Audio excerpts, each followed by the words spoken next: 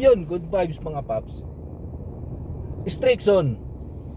Yun yung topic natin ngayon kasi may napanood tayo, may na ang sinasabi, may isang TNVS driver na nagsabi daw sa kanya, ang tropa niya, na napakahirap daw kunin ang straight zone. Masakit daw ang ulo nila. Tataka lang ako, no?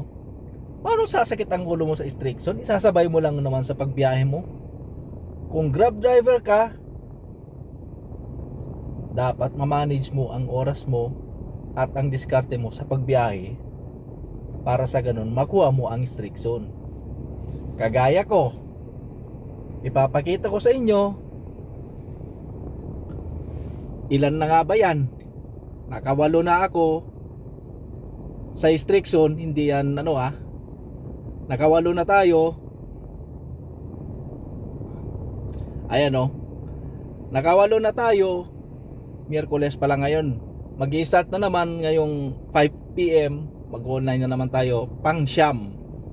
So Lunes hanggang ngayong Miyerkules, 3 bawat araw ang nakukuha ko sa straight zone. So paano sasabihin na nahihirapan sila? O yan para baka sabihin nyo edited yan. Hindi yan edited.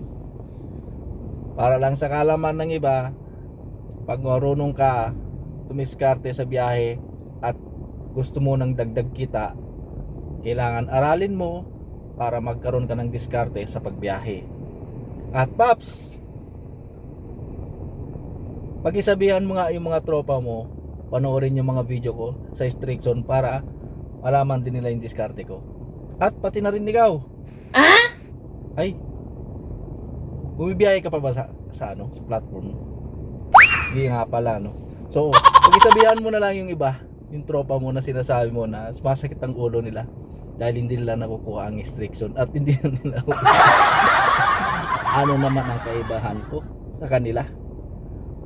Nasa sipag, tiyaga at diskarte lang sa pagbiyahe kung gusto mo ng dagdag kita. Yun lang mga paps, ingat tayo lagi sa biyahe and God bless everyone.